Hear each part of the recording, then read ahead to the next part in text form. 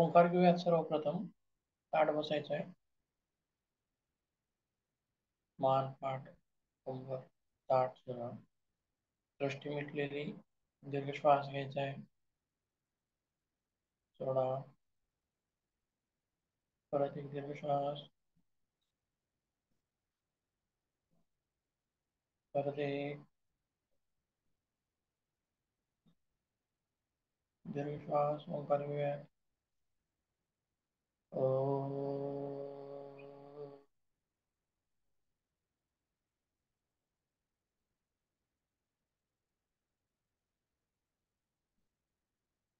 दीर्घ श्वास.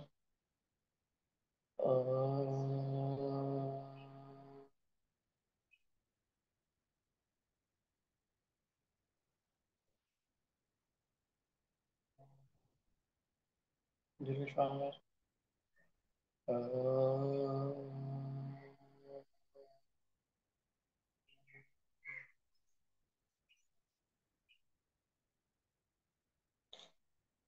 प्रार्थना घेऊया.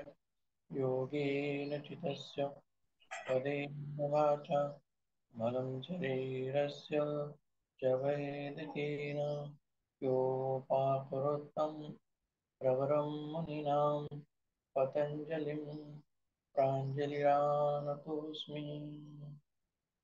दोन्ही हाताचा स्पर्श करून घ्यायचा आहे. बारा हातांचा स्पर्श डोळ्यावरती या अल्पदाशा रीतीने डोळे उघडून घ्यायचे.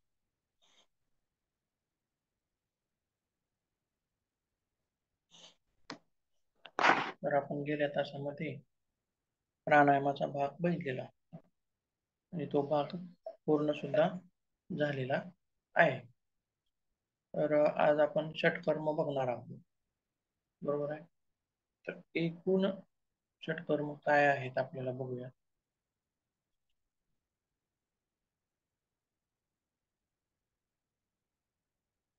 षटकर्म कोणकोणते आहे. कपालभाती आहे, सूत्रनीती, दंडनीती, बहुतेक ही रबर नीती असेल तर दंडनीती असा आहे. पुन्हा नंतर जलनीती, वमनदवती आणि त्राटा. एक एक क्रिया बघूयाच. पहिल्यांदा कपालभाती बघू, त्यानंतर जलनीती, सूत्रनीती आणि रबर नीती बघूया.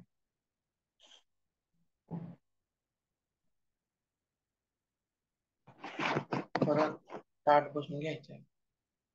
कपालभातीचा अभ्यास करूया.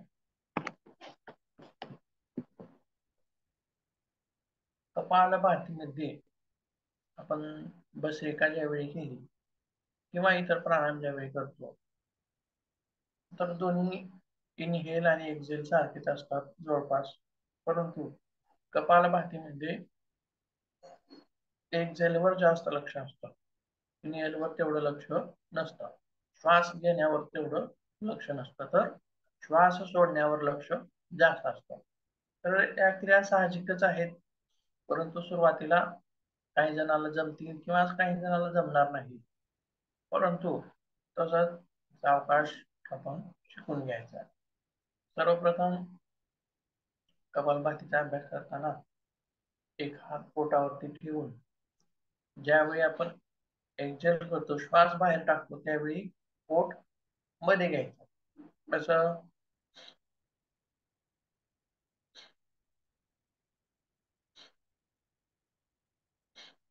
श्वास बाहेर पोट मध्ये, श्वास बाहेर पोट मध्ये, श्वास बाहेर पोट मध्ये, अशी ही क्रिया झाली पाहिजे. येथे सुद्धा तीन याच्यामध्ये विभागणी करता येते. सामान्य कपालभाती, मध्यम कपालभाती आणि तीव्र कपालभाती.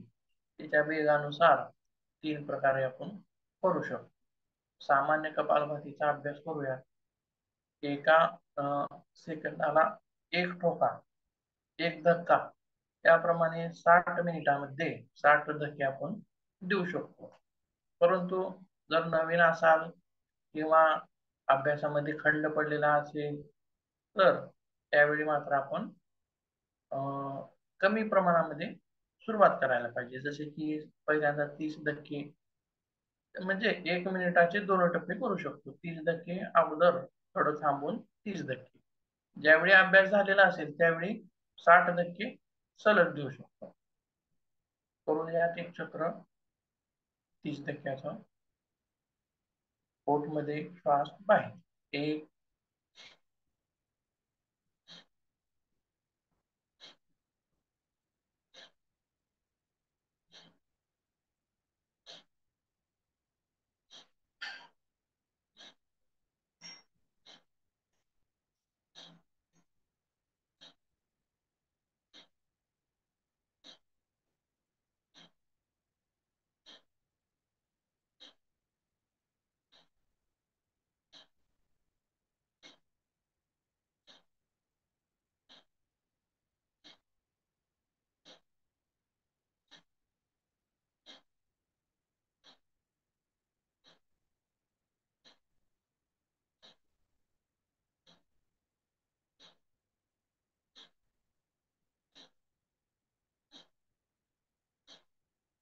थांबूया. जवळपास अर्धा मिनिट आपण कपालभाती केलेली आहे. ज्यावेळी प्रॅक्टिस होईल त्यावेळी मात्र सलग 1 मिनिटापर्यंत करू शकतो. तसेच 1 मिनिटाचे 2 टप्पे किंवा 3 टप्पे किंवा 5 टप्पे, 1 मिनिटाचा 1 टप्पा असा तरी 5 मिनिटापर्यंत पण आपण करू शकतो. किंवा ज्यावेळी खूपच अभ्यास झालेला आहे, 2-3 महिन्याचा सराव चांगला झालेला आहे, अशा वेळी मात्र 5 मिनिट आपण सलग करू शकतो. तेवढी ताकद आपल्यामध्ये येते, पण सुरुवातीलाच घाई करण्याचा प्रयत्न करू नये. सामान्य माणसाने 5 मिनिट कपालभाती जरी केली तरी त्यांना पुरेशी आहे, तितकी पुरेशी आहे. परंतु ज्यांना मधुमेहाचा त्रास असेल, पोटाची चरबी जास्त वाढलेली असेल, लठ्ठपणा असेल, कफविकार असतील, अशा व्यक्तींनी मात्र कपालभाती जास्त करायला काही हरकत नाही. त्या त्या रोगानुसार, जसं की औषधाचं सुद्धा प्रमाण बघा त्या त्या रोगानुसार असतं. mg 250 mg, 500 mg, 1000 mg. कमी असेल, लक्षणं कमी असतील तर 250 mg, जर जास्तच दिसत असतील तर 500 mg. असा आपण औषधांचा सुद्धा डोस कमी जास्त प्रमाणामध्ये करत असतो. त्याचप्रमाणे रोगानुसार अवलंबून आता प्राणायाम असतील किंवा षटकर्म असतील किंवा आणखीन आसनं असतील, काही प्रकार असतील, तर त्या त्या रोगानुसार अवलंबून रोग कसा आहे, अलीकडचा आहे का जुनाट आहे किंवा थोडेफार दिवस झालेले आहे, अशावर अवलंबून आपल्याला अभ्यास करावा लागतो. तर नवीन लोकांना कपालभाती कशी शिकवायची, तर त्यांना सुरुवातीला किंवा वयस्कर व्यक्ती असतील अशा लोकांना कपालभाती लवकर जमत नाही, तर त्यांना शिकवताना पण दिवा ज्याप्रमाणे फुकतो किंवा मेणबत्ती असेल, अगोदर चिमण्या असायच्या, चिमणी फुकायची, आपण कशी फुकायची हो, बरोबर आहे, बरोबर आहे. असं चिमणी फुकताना आपण असं फुकतो का हो? असं फुकत नाही. एकदा जोराची फुंकर मारतो आणि चिमणी विजते. म्हणजेच तशी टेक्निक दाखवून आपण वयस्कर लोकांना शिकू शकतो. एकदा का कपालभाती जमली की नंतर आपोआप जमायला लागते, फक्त एकदा यायला पाहिजे, बरोबर आहे. तर एक हात पोटावरती ठेवायला सांगायचा, चिमणी फुकल्याप्रमाणे कृती करा म्हणायचं. कपालभाती करा असं सांगायचं नाही, चिमणी फुकल्याप्रमाणे कृती करा. कशी करायची, एक हात पोटावरती. ज्यावेळी आपण फुंकर जोराची मारतो त्यावेळी पोट आपोआपच मध्ये जातं, साहजिकच मध्ये जातं. फुंकर मारल्यासारखी करा,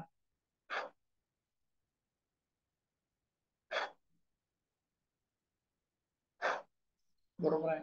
ज्यावेळी फुंकर मारतो जोराची त्यावेळी पोट आपोआप मध्ये जातं. म्हणजे ही टेक्निक एकदा त्यांच्या लक्षात आली की नंतर मग नाकाने करायला सुद्धा सांगता येतं. अशा पद्धतीने आपण कपालभाती शिकू शकतो. तर कपालभाती ही प्राणायाम आहे का हो?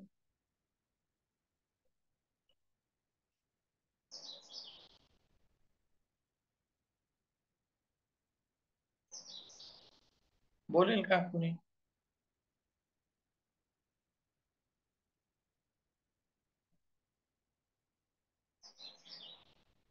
आहे का कोणी?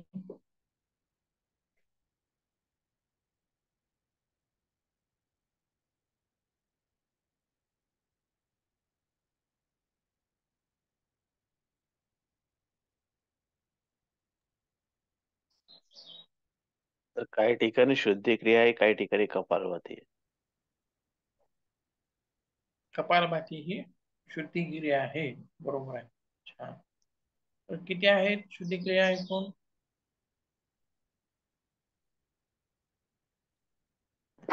6. किती? 6. 6 प्रकारच्या. सांगता येतील?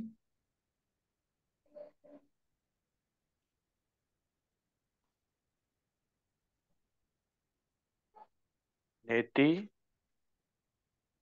ठीक आहे. हं, धावती, नेती, धावती, हं, नवली, त्राटक, कपालभाती. ठीक आहे.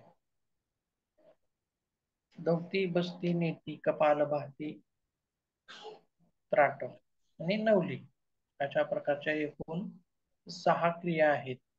म्हणून त्यांना षटकर्म असं म्हणलेलं आहे. षटकर्म का म्हणले तर एकूण क्रिया 6 आहेत. जसं की पंचकर्म आहे, त्याच्यामध्ये 5 कर्म आहेत. बरोबर आहे. तसं षटकर्मामध्ये 6 कर्म असल्यामुळे त्याला षटकर्म असं म्हणलेलं आहे. त्याचसोबत कपालभाती ही प्राणायामामध्ये येत नाही, तर ती षटकर्मामध्ये येते. तसेच या षटकर्मांना काय म्हणलेलं आहे, तर शोधन क्रिया म्हणलेलं आहे. बरोबर आहे. प्राणायामाने शरीराला काय प्राप्त होतं, तर हलकेपणा प्राप्त होतो. बरोबर आहे. तसेच तर षटकर्माने शरीराला काय प्राप्त होतं, तर शोधन. या शोधन क्रिया आहेत. जसं की आपण आपलं घर झाडून पुसून स्वच्छ करतो. बरोबर आहे. तसेच आपण रोज आंघोळ करतो. वरच्या शरीराला रोजच्या रोज आपण धुवून काढत असतो. बरोबर आहे. परंतु आतील शरीर कसं धुवायचं, आतील शरीराचा भाग कसा धुवायचा, तर हा आतील भाग धुवण्यासाठी ऋषी मुनींनी आपल्याला षटकर्म दिलेली आहे. बरोबर आहे. ज्याप्रमाणे अंतर्बाह्य शुद्धी, शौच म्हणजे अंतर्बाह्य शुद्धी. तसेच मग कोणकोणत्या क्रियांनी काय काय कुठली कुठली शुद्धी होती ती बघूया. त्यातील कपालभाती आहे, हे सुद्धा एक शोधन क्रिया आहे, शोधन करणारी क्रिया आहे. याचे फायदे काय सांगता येतील कपालभातीचे? बघा, प्राणायाम कोणते कोणते, आता समजा ओंकार आणि भ्रामरी आहे, तिचा जास्तीत जास्त प्रभाव कुठं आहे? ओंकार आणि भ्रामरीचा प्रभाव इथं आहे. म्हणजे जास्तीत जास्त प्रभाव कुठं आहे? भस्त्रिकेचा प्रभाव कुठं आहे? तर इथं आहे. ह्या भागामध्ये भस्त्रिकेचा प्रभाव जास्त आहे. आणि पुढे चालून कपालभातीचा प्रभाव कुठे आहे, तर कपालभातीचा प्रभाव हा इथे आहे. म्हणजे ह्या भागामध्ये, भस्त्रिका या भागामध्ये, ओंकार आणि भ्रामरी या भागामध्ये, म्हणजे त्या भागात काय काय आलं, मेंदू आला. बरोबर आहे का? इथं काय काय आलं, फुफ्फुस आली, हृदय आलं. आणि इथं काय काय आलं मग, इथं बराच भाग आहे. जठर आहे, किडन्या आहेत, लहान आतडे आहेत, मोठे आतडे आहेत, पॅनक्रियाज आहे. बरोबर आहे. म्हणजे पचन संस्था, पचन संस्था याच्यामध्ये सामावलेली आहे. इथं श्वसन संस्था सामावलेली आहे. बरोबर आहे. आणि ही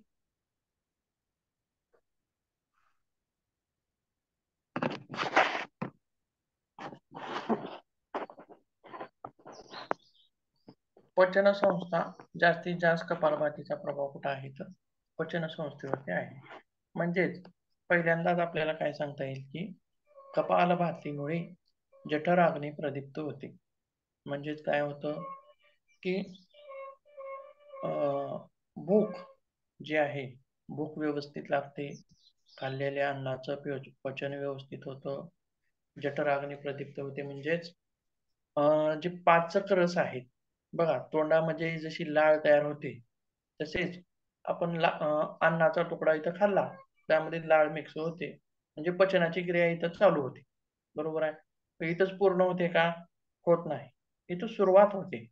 सुरुवात झाली, इथं लाळ मिसळली, अन्नाचं विघटन व्हायला चालू झालं. मग अन्न अननलिकेतून जठरामध्ये आलं. काजूच्या आकाराचा जो भाग आहे, अवयव आहे, तिथं अन्न येतं. मग तिथं आल्यानंतर त्या अन्नाचं काय होतं? मिक्सिंग होतं, लगदा तयार होतो. मग ते अन्न पुढे सरकतं. ज्यावेळी इथे येतं, तिथं सुद्धा पाचक रस स्रवले जातात. जठराच्या भिंतीतून पाचक रस स्रवले जातात. मग तसंच गॉल ब्लॅडर आहे, पित्ताची पिशवी आहे, याच्यामधून वेगवेगळे स्राव स्रवले जातात. म्हणजेच अन्नाचं पूर्ण विघटन केलं जातं आणि त्यातून पाचक रस, जसे की calcium, potassium, magnesium, vitamins, proteins हे सर्व काढण्यासाठी मदत होते. म्हणजेच पाचक रसांचं प्रमाण हे वाढतं किंवा संतुलित राहतं. बरोबर आहे. तर पाचक रसांचं प्रमाण जर व्यवस्थित असेल तरच खाल्लेल्या अन्नाचं पचन व्यवस्थित होतं. तसेच पुढे बघूयात, तर लहान आतडे. लहान आतड्यावरती सुद्धा कपालभातीचा प्रभाव आहे. मोठ्या आतड्यावरती सुद्धा कपालभातीचा प्रभाव आहे. तसेच गर्भाशय, गर्भाशयावरती सुद्धा एक एक बघूयात आपण. पहिल्यांदा लहान आतडी बघूयात.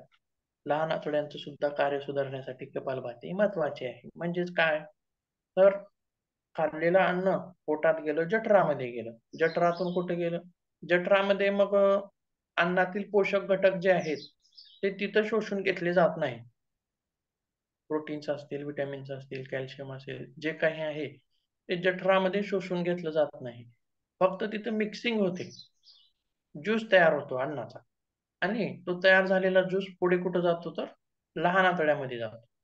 मग इथं आल्यानंतर लहान आतड्यामध्ये अन्नातील पोषक घटक शोषून घेण्याचं काम लहान आतडे करत असतात. मग त्यांचं कार्य जर व्यवस्थित असेल तरच आता समजा तुम्ही काजू खाताय, बदाम खाताय किंवा प्रोटीन्स वेगवेगळं काय काय भरपूर खाताय, परंतु लहान आतड्याचं कार्य जर व्यवस्थित नसेल, म्हणजेच काय हो? तर लहान आतड्याचं कार्य काय आहे? अन्नातील पोषक घटक शोषून घेणे. हेच जर कार्य व्यवस्थित नसेल, तर ते शरीराला भेटतील का? भेटणारच नाही. बरोबर आहे. शरीराला अन्न घटक लागतील का? लागणारच नाहीत. म्हणजेच हे कार्य कुणाचं आहे? लहान आतड्याचं. तर कपालभातीमुळं लहान आतड्यांचं कार्य सुधारतं. तसेच पुढे बघूयात, पुढे जाऊयात लहान आतड्याच्या. मोठी आतडी. आता बघा, आता अन्न कुठं आलं? लहान आतड्यामधून मोठ्या आतड्यामध्ये आलं.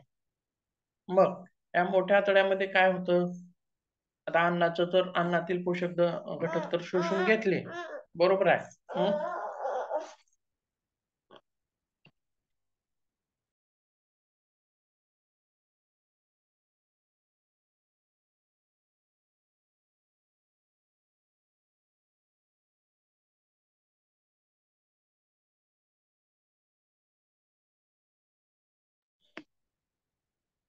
तर मोठ्या आतड्यांचं कार्य काय आहे? ज्यावेळी पोषक तत्व शोषून घेतले, मग उरलेला काय भाग आहे? टाकाऊ भाग आहे. तो टाकाऊ भाग पुढे सरकावणे, मलविसर्जन नाकडे नेणे आणि त्याचं विसर्जन करणे, हा भाग मोठ्या आतड्याकडे येतो. बरोबर आहे. मग कपालभातीमुळे मोठ्या आतड्यांना सुद्धा व्यायाम मिळतो. म्हणजे हे सर्व पोटातील अवयव आहेत. बरोबर आहे. आणि बद्धकोष्ठता, मलावरोध म्हणजे काय? जर टॉयलेटला गेलं की शौच वेळेवर होत नाही किंवा खूप वेळ लागतो, खूप कालावधी लागतो, लवकर शौच होत नाही. अर्धा तास, आता एक एक जण जर गेले तर अर्धा तास, एक तास त्यांना बसलं तरी पोट व्यवस्थित साफ होत नाही, अर्धवट झाल्यासारखं वाटतं. म्हणजेच बद्धकोष्ठता आहे, मलावरोध आहे. तर हा कुणाचा आजार आहे, कुणाचा विकार आहे? तर मोठ्या आतड्यांचा आहे. मोठे आतडे व्यवस्थित काम करत नाही, म्हणजेच मलबद्धता आहे. टाकाऊ पदार्थ, आपला मल जो आहे तो बाहेर काढण्याचं कार्य कुणाचं आहे? मोठ्या आतड्यांचा आहे, ते जर व्यवस्थित काम करत नाहीत म्हणजेच बद्धकोष्ठता आहे. तर कपालभातीमुळे मोठ्या आतड्यांना सुद्धा चांगला व्यायाम मिळतो आणि त्यांचं कार्य सुद्धा व्यवस्थित सुधारतं. पुढे बघूयात किडनीज आहेत. किडण्यांचं कार्य सुद्धा खूप मोठं आहे. रक्ताचं शुद्धीकरण करणं, किडण्यावरती सुद्धा त्यांचा कपालभातीचा खूप छान प्रभाव आहे. तसेच पॅनक्रियाज आहे. पॅनक्रियाज काय करतं? इन्सुलिनची निर्मिती करतं. शुगर कशामुळे होते हो? माहित आहे का? साखर खाल्ल्यामुळे शुगर होते का? नाही. बरेच जणांचा भ्रम असा असतो साखर खाल्ल्यामुळे शुगर होते. तर तसं नसतं. जसं तोंडामध्ये लाळ निर्माण होते, तशीच पॅनक्रियाज नावाचा जो अवयव आहे तो इन्सुलिन तयार करतो. आणि ते इन्सुलिन जर कमी प्रमाणात तयार होत असेल तर आपल्याला डायबिटीज होते म्हणजे शुगर होते. मग शुगर झाल्याच्या नंतर साखर खायची नसते. आलं लक्षात? साखर खाल्ल्यामुळे शुगर होत नाही, तर शुगर झाल्यास साखर खायची नसते. म्हणजेच पॅनक्रियाज ज्यावेळी आपण कपालभाती करतो, तो अवयव कुठं आहे पॅनक्रियाचा? बघा, रिब्स जे आहेत, ते हाडं जी आहेत त्या खालच्या बाजूला इथं रताळाच्या आकारासारखा इथं पॅनक्रियाची पिशवी आहे. कपालभातीमुळं पॅनक्रियाजला सुद्धा छान असा उत्तम व्यायाम मिळतो आणि तिथलं रक्ताभिसरण सुधारतं आणि पॅनक्रियाचं कार्य सुधारतं. पॅनक्रियाचं कार्य सुधारतं म्हणजेच इन्सुलिनची निर्मिती सुद्धा छान पद्धतीने होईल. आणि जर इन्सुलिनची निर्मिती वाढली तर आपली डायबिटीज ही आपोआपच बरी होईल. बरोबर आहे. आता बऱ्याच डायबिटीजच्या गोळ्या असतात बघा. आपण गोळी खाल्ली, त्या गोळ्या काय करतात की पॅनक्रियाजला स्टिम्युलेट करतात. इन्सुलिन तयार करण्यासाठी त्याला जाग करतात, उठवतात. गोळ्या कशा कार्य करतात बघा शुगरच्या? ज्यावेळी आपण गोळी खातो त्यावेळी इन्सुलिन तयार करण्यासाठी त्या पॅनक्रियाजला ऍक्टिव्हेट करतात. ह्या क्रिया ज्या आहेत ऍक्टिव्हेट करण्याच्या, त्या गोळ्याच्या माध्यमातून पण होत आहेत, टॅबलेट्सच्या, आणि व्यायामातून पण तशीच क्रिया आपण घडवून आणतो इथं कपालभातीमध्ये. बरोबर आहे. म्हणजेच व्यायाम करून पण आपण पॅनक्रियाजला स्टिम्युलेट करू शकतो, उत्तेजित करू शकतो, कार्यान्वित करू शकतो. बरोबर आहे. तर मधुमेहाच्या रोग्यांना सुद्धा कपालभाती उत्तम आहे. तसेच स्त्रियांमध्ये गर्भाशयाचे विकार असतील, गर्भाशयाशी रिलेटेड विकार असतील, तर स्त्रियांना सुद्धा कपालभाती ही उत्तम आहे. गर्भाशयाचे विकार दूर करणारी कपालभाती आहे. हे झाले आता पोटातील अवयव. बरोबर आहे. हा जो आपण भाग बघितला त्यामध्ये काय काय आहे आणि कपालभातीचा काय काय परिणाम होतो त्या अवयवावरती आपण पाहिलं. बरोबर आहे. आपण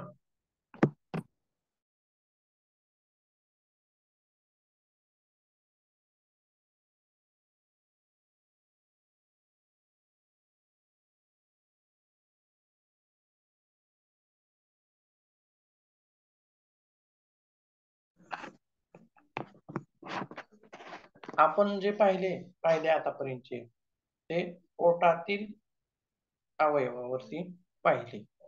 लहान आतडं, मोठं आतडं, पॅनक्रियास, जठर, गर्भाशय, मूत्राशय यांच्यावरती पाहिले, बघितले. आता वरचा भाग आहे आउटर लेयर, म्हणजे त्वचा किंवा वरचा फॅट जिथं जमा होतो तो भाग, म्हणजे पोट वाढलेला आहे भरपूर, पोटावरती चरबी, सेंट्रल ओबिसिटी म्हणायचं आहे. बघा, शरीराचा भाग वाढत नाही, शरीराच्या इतर भागाचं वजन वाढत नाही, फक्त पोटाचंच वजन वाढतं. पोट खूप मोठं होतं, टम्म होतं, त्याला म्हणायचं आहे सेंट्रल ओबिसिटी. म्हणजे शरीराचा फक्त सेंट्रलचा जो भाग आहे पोटाचा, त्याचीच त्याचंच वजन वाढतं.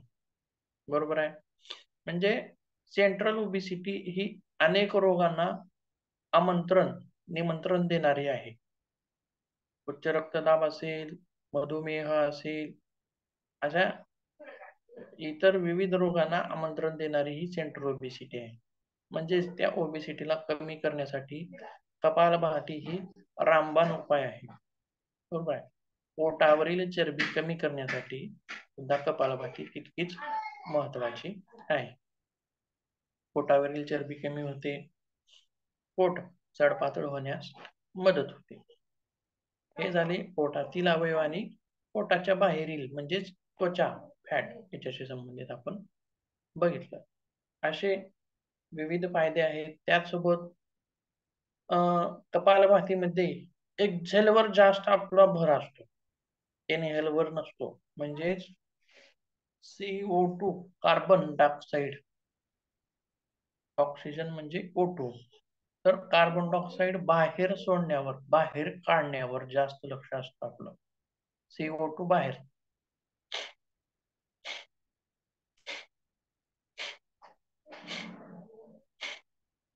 ऑक्सिजन म्हणजे प्राणवायूमध्ये जाईल तेवढा जाईल, पण बाहेर बाहेर येणारा का असतो कार्बन डायऑक्साईड जास्त प्रमाणामध्ये बाहेर काढण्याचा प्रकार, म्हणजेच डिटॉक्सिफिकेशन, शुद्धीकरण, म्हणजेच विजातीय तत्वांना बाहेर काढून टाकणे. तिचं नावच आहे, षटकर्मामध्ये आहे, म्हणजे शोधन करणारी आहे, रक्ताचं शोधन करणारी आहे. तसेच हार्ट मध्ये जर ब्लॉकेजेस असतील तर ते ब्लॉकेजेस सुद्धा कपालभातीनं कमी होऊ शकतात. पण प्राथमिक स्टेजमध्ये सामान्य कपालभाती अभ्यास करणं तिथं गरजेचं आहे. परंतु स्टेज वाढलेली आहे, ब्लॉकेजेस मोठे झालेले आहेत, अशा वेळी मात्र तिथं कपालभाती करणं धोक्याचं असू शकतं. कपालभातीनं हार्ट रेट्स वाढतात, त्याच्यामुळं उच्च रक्तदाब असणाऱ्यांनी मात्र कपालभाती जपून करावी. आता बघूया श्वसन संस्था. कपालभाती ही पचन संस्थेवरती तर नियंत्रण करतेच, त्यांचं आरोग्य तर सुधारतेच, त्यासोबत कपालभाती ही श्वसन संस्थेचं सुद्धा आरोग्य सुधारते. म्हणजेच फुफ्फुसाचं आरोग्य. कपालभातीला काय म्हणलेलं आहे की कफ दूर करणारी आहे. आता आपण वर आलो बघा, वरच्या भागाकडे आलो, शरीराच्या वरच्या भागात कफ कुठं असतो? शरीरात कफ कुठं असतो? छातीमध्ये. छाती. अप्पर रेस्पिरेटरी सिस्टम आणि lower respiratory system. Upper respiratory म्हणजे नाक, नाक, नासिका मार्ग, श्वसन मार्ग, घसा, हा भाग अप्पर रेस्पिरेटरी सिस्टम मध्ये येतो. यांचे विकार काय आहेत? म्हणजे नाकाचे विकार, सारखं सारखं पाणी वाहणे नाकातून, शिंका येणं, नाक बंद राहणं, घशाचे विकार, टॉन्सिलिटिस, घसा सुजणं, बरोबर आहे. हे अप्पर रेस्पिरेटरी सिस्टमचे विकार आहेत आणि अप्पर रेस्पिरेटरी सिस्टमला सुद्धा कपालभाती ही खूप मदत करते. आता नाकाचे ब्लॉकेजेस असतील ते उघडण्यासाठी सुद्धा तिथं मदत होईल. म्हणजेच अप्पर रेस्पिरेटरी सिस्टम वरती सुद्धा तिचा चांगला प्रभाव आहे. तसेच लोअर रेस्पिरेटरी सिस्टम मध्ये काय येतं तर फुफ्फुसांचा भाग, दोन फुफ्फुसांचा भाग हा लोअर रेस्पिरेटरी मध्ये येतो. म्हणजे कपालभातीमध्ये फक्त पोटच हालतं का, पोटावरच क्रिया घडते का कपालभातीची? तर नाही, पोटावरती तर घडतेच, पण त्यासोबत फुफ्फुसावरती पण घडते. फुफ्फुसाचं आकुंचन करण्याकडे कपालभातीमध्ये जास्त भर असतो, प्रसरण करण्याकडे नाही. आता आपण ज्यावेळी कुंभक करतो बघा, कुंभक केला म्हणजे छाती टम्म फुगवली, फुफ्फुस टम्म फुगले, म्हणजे फुफ्फुसाचं काय झालं, प्रसरण जास्त झालं. जास्तीत जास्त प्रमाणामध्ये प्रसरण आपण काय केलो, कुंभकामध्ये केलो, बरोबर आहे. परंतु कपालभातीमध्ये जास्त कशाकडे लक्ष येतं? अंकुंचन करण्याकडे. तर दोन्ही क्रिया घडणं गरजेचे आहे. जसं की आपण मणक्याला व्यायाम देण्यासाठी कसं म्हणलं, एक्सपान्शन आणि कॉम्प्रेशन, दोन क्रिया आपण तिथं घडत असतात. वेगवेगळे योगासन असतील, जसं की पश्चिमोत्तानासन केलं की कॉम्प्रेशनचा प्रकार घडतो. बरोबर आहे. मागचे स्नायू एक्सपान्शन होतात आणि पुढचे स्नायू कॉम्प्रेशन होतात. परंतु तसेच मणका सुद्धा कॉम्प्रेस होतो. परंतु ज्यावेळी आपण भुजंगासन करतो त्यावेळी पुढचे स्नायू एक्सपान्शन म्हणजे प्रसरण पावतात, एक्सपान्शन होतात आणि मागचे स्नायू एक्सपांड होतात आणि मणका सुद्धा एक्सपान्शन होतं मणक्याचं सुद्धा. म्हणजे तसंच फुफ्फुसाला व्यायाम देताना सुद्धा बरेच प्रकार आहेत बघा. संत श्वसन करणे, आता ओंकारामध्ये सुद्धा फुफ्फुसाला व्यायाम देत असतो आपण, म्हणजे श्वास घेतो श्वास, आणि ज्यावेळी आपण ओंकाराचं गुंजन करतो ओ, म्हणजे काय होतं, श्वास सावकाश बाहेर चाललाय, म्हणजे फुफ्फुसाला व्यायाम देण्याची ही पूर्ण छाती भरून घेणे आणि श्वास बाहेर सोडणे. किंवा नाडी शोधनामध्ये कसं केलो, सोडतानाचा अभ्यास म्हणजे सावकाश सोडणे, फास्ट सोडणे, थांबवून घेणे, श्वास मध्ये रोखून ठेवणे, श्वास बाहेर रोखून ठेवणे, म्हणजे असे वेगवेगळ्या क्रिया आहेत ह्या फुफ्फुसाला व्यायाम देण्यासाठी आहेत. बरोबर आहे, वेगवेगळे प्रकार आहेत. तसंच पुन्हा सेक्शनल ब्रिथिंग मध्ये बघितलं, फुफ्फुसाच्या वरच्या भागाला व्यायाम दिला आपण, खालच्या भागाला दिला व्यायाम, मधल्या भागाला दिला. बरोबर आहे, हे सेक्शनल ब्रिथिंग मध्ये झालं. म्हणजे फुफ्फुसाचं एकूण आरोग्य सुधारण्यासाठी आपण वेगवेगळे प्राणायाम आहेत. तसेच कपालभातीमध्ये कोणती क्रिया घडते, तर एक्सपान्शन नावाची क्रिया घडत नाही, म्हणजे फुफ्फुसाला जास्तीत जास्त होण्याचा प्रयत्न नाही, तर अंकुंचनाचा, दोन्ही क्रिया गरजेच्या आहे. दोन्ही क्रिया होणं फुफ्फुसाची गरजेचे आहे. म्हणजेच कपविकार असणाऱ्यांसाठी कपालभाती ही महत्वाची आहे. कपविकार दूर करणारी आहे. आता कपाचे विकार माहित असतील तुम्हाला, गेल्या वेळी चर्चा आपली झालेली आहे. त्यासोबत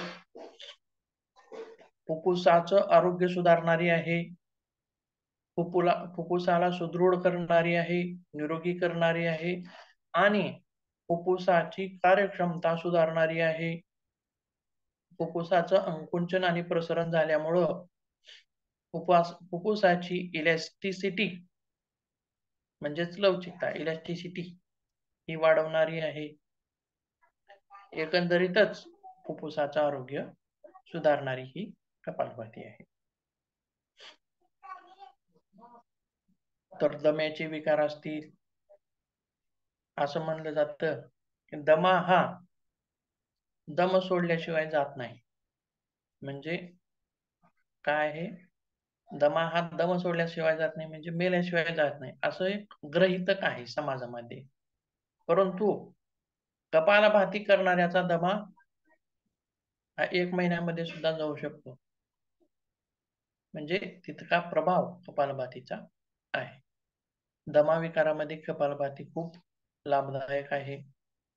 तसेच श्वासनाचे वेगवेगळे विकार, काही जणांचं श्वसन हे जलद असतं, दीर्घ श्वसन होत नाही. फास्ट श्वसन म्हणजेच दम्यामध्येच ते होत असतं, तर त्याच्यामध्ये सुद्धा ती लाभ करणारी आहे.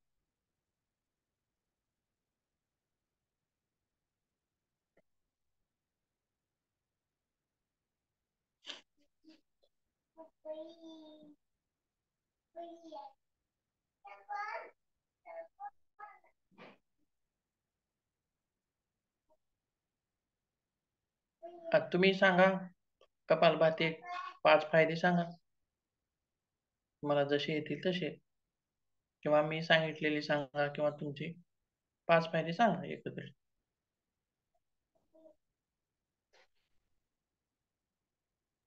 हॅलो हॅलो हॅलो हा, बोला बोला.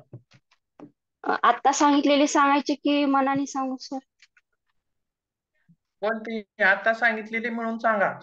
किंवा कोणतेही सांगा, 5 सांगा, ओके सलग सांगा. ओके कपालभातीमुळे सगळ्यात महत्वाचं म्हणजे ओबेसिटी कमी होते, लठ्ठपणा कमी होतो, हाय बीपी वाल्यांसाठी चांगला आहे, शुगर कंट्रोल मध्ये राहते, तसेच श्वसनाचे विकार दूर होतात, फुफ्फुसाची ठीक कार्यक्षमता आहे. वाढते, लवचिकता वाढते. तर हाय बीपी वाल्यांसाठी म्हणू नका, हाय बीपी वाल्यांसाठी सांगता येत नाही. म्हणजे हाय बीपी वाल्यांनी जपून करावे म्हणजे मार्गदर्शनाखाली. आता कोणी करू नये मध्ये हाय बीपी वाल्यांसाठी सांगता येत. हा हा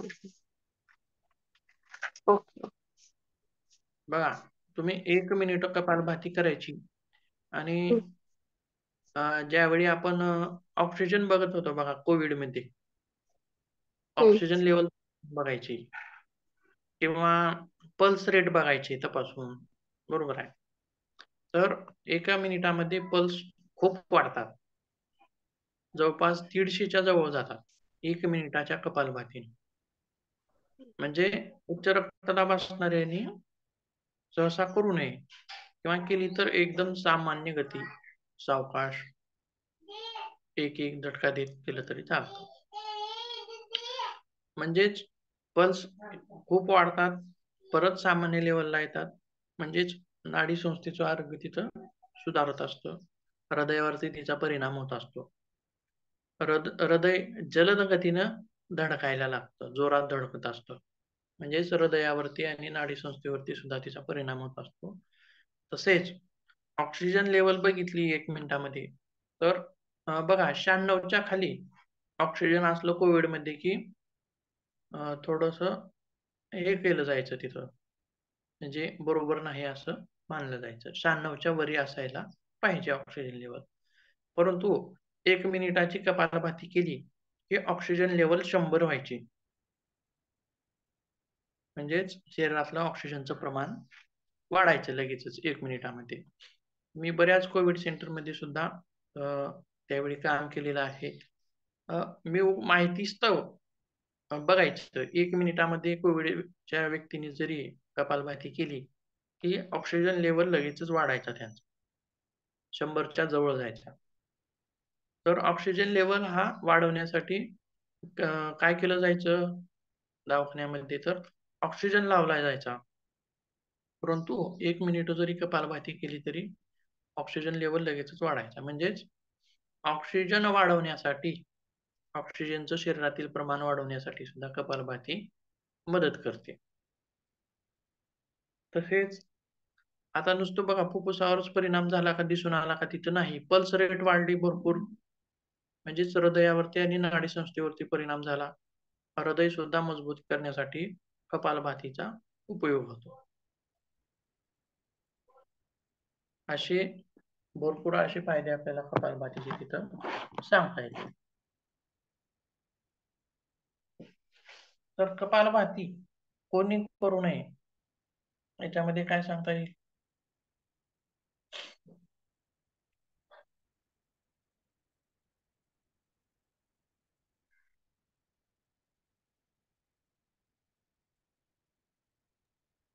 आत्ताच सांगितलं त्याप्रमाणे हाय बीपी ज्यांना आहे त्यांनी करू नये, ज्यांना अति अशक्तपणा आहे, कमजोरी आहे अशांनी करू नये.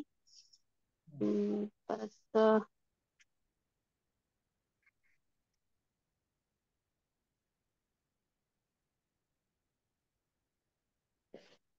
लक्षात येत नाही.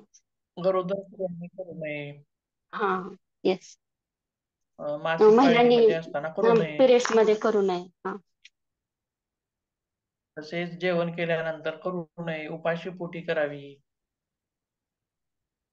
तसेच आणखीन काय सांगता येते की पित्तविकार ज्यांचे जास्त आहेत, हायपर ऍसिडिटी आहे, अशा लोकांनी सुद्धा करू नये.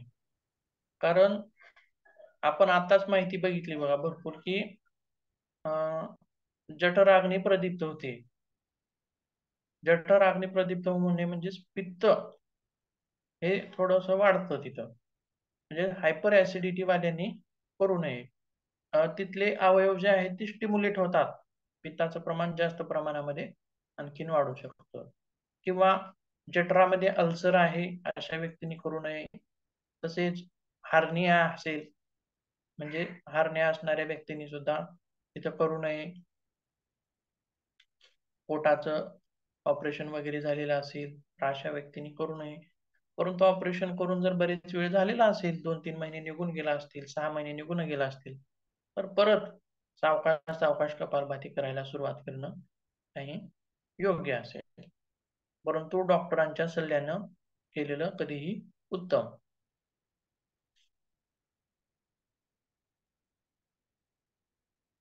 आणखीन काय सांगता येईल?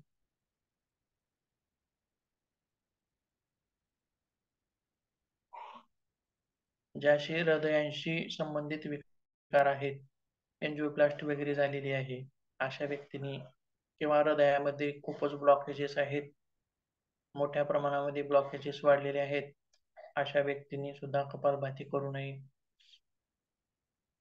म्हणजेच रक्ताभिसरण ही फास्ट जलद होत असतं कपालभाती करताना, त्यामुळे तिथं थोडीशी अडचण येऊ शकते.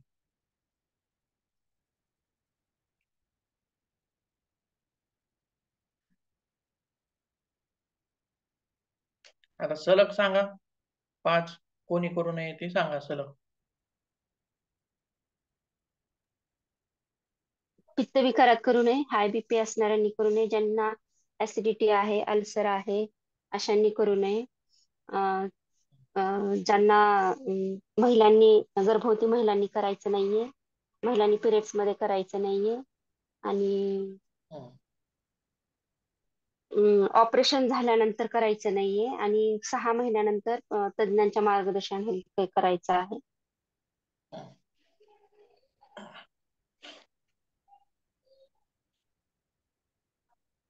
सामान्य स्त्रियांनी मात्र करावे. म्हणजे मासिक पाळीमध्ये काही जणांचं पोट वगैरे दुखतं मुलींचं, तर त्याच्यामध्ये सुद्धा फरक दिसून येतो. महिनाभर जर कपालभाती त्या मुलीने केली तर त्याच्यामध्ये सुद्धा फरक दिसून येतो, पोट दुखण्याचं प्रमाण कमी होतं. परंतु जास्तीची कारणं वेगळी असतात. महिनाभराचा अभ्यास आपण करून घेतला तर त्याच्यावरती सुद्धा आपल्याला परिणाम झालेला दिसून येतो.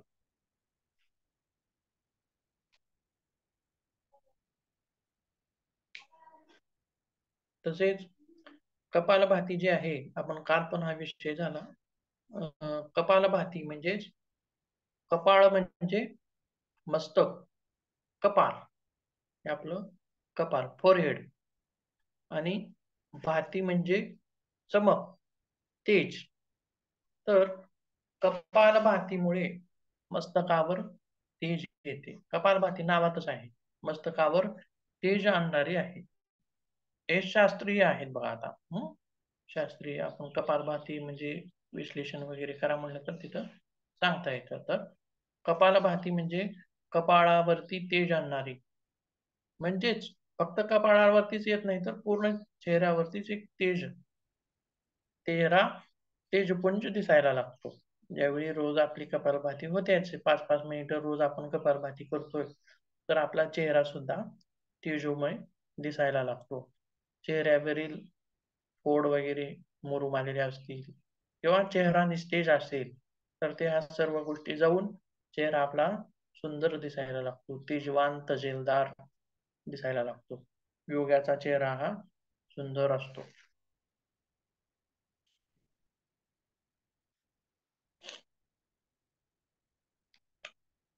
ठीक आहे, पुढे बघूयात.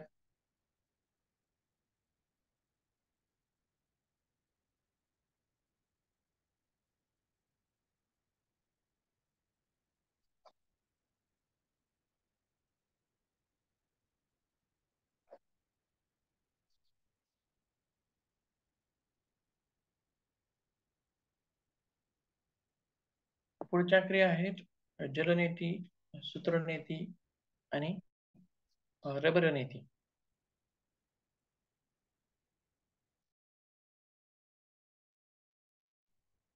आता ह्या सुद्धा काय आहेत, शोधन क्रिया आहेत. शोधन करणारे आहेत. नीती म्हणजे काय? तर जल किंवा सूत्र यांचा वापर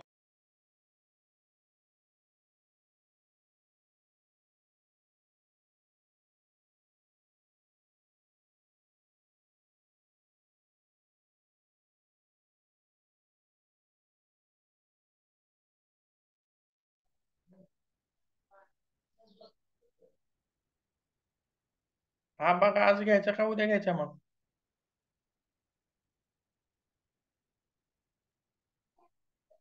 नीतीचा नाही हे असं बघूयात नीती तेवढी. तर नीती म्हणजे काय? जल, पाणी किंवा सूत्र, धागा अशा गोष्टींचा वापर करून नासिका मार्गाचं शोधन करणे म्हणजे नीती. हे फक्त नीतीची व्याख्या झाली. तर याच्यामध्ये परत प्रकार आले, जलनीती आणि सूत्रनीती हे दोन प्रकार. बरोबर आहे. जलनीती आणि सूत्रनीती दोन प्रकार. रबर नीती हा प्रकार आधुनिक काळातील आहे. रबर नीती शास्त्रामध्ये उल्लेखित नाही, फक्त सूत्रनीतीच आहे. पुढे मानवाने त्याच्या सोयीसाठी सूत्राची जागा रबरने घेतली. रबर वापरण्याऐवजी तो सूत्र वापरू लागला. सूत्र वापरण्याऐवजी रबर वापरू लागला, म्हणजे थोडस सोयीस्कर होईल. बरं, शास्त्रोक्त पद्धत म्हणजे सूत्रनीती. आता प्रथम जलनीती बघूयात. जलनीती क्रिया बघूयात. जलनीती करण्यासाठी आता हे जे षटकर्म आहेत ते करण्यासाठी बाहेरच्या काही वस्तूंची गरज पडते आपल्याला. जसं की जलनीती पात्र आहे, सूत्रनीतीसाठी धागा आहे, रबर नेतीसाठी रबर आहे. तर जलनेतीसाठी जलनेती पात्र आपल्याला लागतं. हे आहे जलनेती पात्र. दुसरी गोष्ट काय लागते? पाणी लागतं. ते पाणी कसं असावं? तर अति थंडही असू नये किंवा अति गरमही असू नये, तर गुणगुण पाणी असावं. तर ते गुणगुण पाणी आपण कसं चेक करून बघायचं? तर हे अशा हातावरती टाकून बघायचं का पाणी? हे नाही, उलट्या हातावरती टाकून बघायचं. पोळतंय का? कसं आहे? म्हणजे पोळणारं, चटका देणारं असू नये. कारण नाकाच्या मधील जी त्वचा आहे, जी मांसपेशी आहेत, त्या नाजूक आहेत. ह्या भागाला जितकं पोळतं, म्हणजे हा भाग सहन करू शकतो, परंतु मधला भाग जो आहे तो सेन्सिटिव्ह आहे. अति म्हणजे चटका देणारं पाणी नसावं. तिसरी गोष्ट आहे सैंधव मीठ. सैंधव मीठ असेल उपलब्ध तर सैंधव मीठाचाच वापर करावा. जर सैंधव मीठ भेटतच नसेल तर आपलं साधं मीठ वापरावं. मग जवळपास साधारणतः 1 लिटर पाणी त्या जलनेती पात्रामध्ये घ्यायचं, म्हणजे अर्धा लिटर 1 लिटर, आणि अर्धा चमचा सैंधव मीठ पाण्यामध्ये टाकून मिक्स करायचं आहे. जलनेती पात्र अगोदर धुवून घ्यायचं आहे. वापरण्याच्या अगोदर गरम पाण्याने स्वच्छ धुवून घ्यायचं आहे, निर्जंतुक करून घ्यायचं आहे. आता ह्या झाल्या लागणाऱ्या गोष्टी. मग क्रिया कशी करायची आहे? तर सर्वप्रथम उकडू आसनामध्ये बसून घ्यायचं आहे. उकडू आसन पण पाहिलेलं आहे. उकडू आसनामध्ये बसून घ्यायचं आहे. जलनेती पात्रामध्ये गुणगुण पाणी, सैंधव मीठ टाकलेलं पाणी घ्यायचं आहे, आणि ही जी तोटी आहे तिथून पाणी येत असतं. थोडस वाकडं केलं की पाणी येत असतं. ही तोटी आपली इकडच्या नाकाला, म्हणजे एका नाकपुडीला लावायची. एका नाकपुडीला लावली की तोंड थोडस खालच्या बाजूने क्रॉस करायचं आहे. तोटी इथं लावली, तोटीचा जलनेती पात्र थोडं उंचावरती धरायचं, आणि मग पाणी हे नाकातून दुसऱ्या नाकपुडीद्वारे बाहेर यायला चालू होतं. आणि ज्यावेळी जलनेती करतो त्यावेळी श्वास हा तोंडाने घ्यायचा, नाकाने घ्यायचा नाही. नाकाने घेता पण येणार नाही. तरी ही झाली आपली जलनेतीची क्रिया. तर काय काय सांगता येईल? सर्वप्रथम उकडू आसनामध्ये बसून घ्यावं. त्यानंतर जलाने पाण्याने भरलेले जलनेती पात्र, त्याची तोटी आपल्याला एका आणि मान थोडीशी तिरकस करून खाली झुकवायची आहे. जलनेती पात्र थोडस उंचावरती धरायचं आहे, जेणेकरून पाणी प्रवाहित व्हावं आणि जलनेती करताना श्वसन जे आहे तोंडाद्वारे करावे. हे दुसऱ्या दाखवडीद्वारे आपलं पाणी निघून जात. ही झाली जलनेतीची क्रिया. तसेच सूत्रनेती किंवा रबरनेती. तर सूत्रनेतीमध्ये बघूया, क्रिया बघूयात अगोदर, मग फायदे बघूया.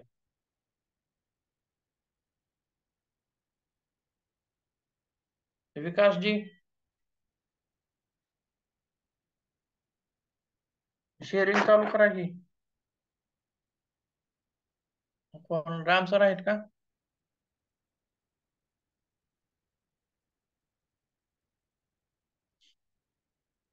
बालाजी सर, राम सर, विकास सर कोण आहे?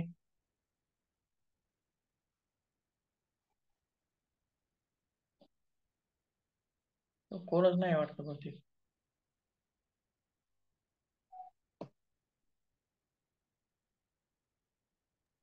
काय करायचंय सर? शेअरिंग चालू करायची होती, ती सूत्र दाखवायचं होतं आपल्याला. अच्छा. हा. विकासजी,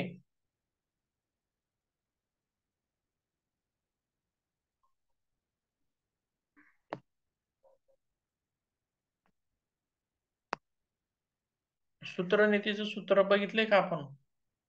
बघितलं असेल. रबर नीती बघितली असेल. रबर नीतीचं रबर बघितलं असेल.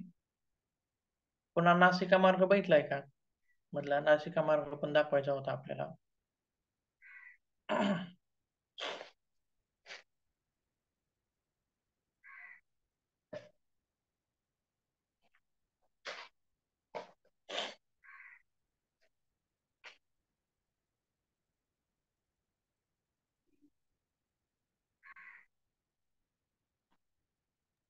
हॅलो सर, ठीक आहे, सूत्रनीती थांबूयात पाहिलेली आहे. आपण. पाहिलेली आहे म्हणजे काय म्हणलं? ते सूत्र कसं असतं सूत्रनीतीचं ते पाहिलेलं आहे लहानपणी. केली आहे का सूत्रनीती कधी? नाही सर, अजून नाही केली. ठीक आहे. करायची.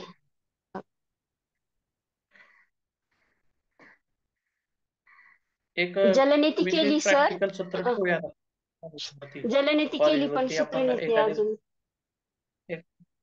एका दिवसासाठी ठेवलं तर म्हणजे त्या दिवशी हो जलनीती चालेल. करून दाखवायची, सूत्र करून दाखवायची, कुंजल क्रिया, वमनधवती, वस्त्रधवती, येस.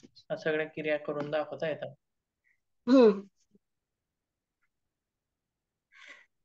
जलनीती येते सर्वजण सर, एकत्र येऊन. पण सूत्रनीती नाही अजून केली.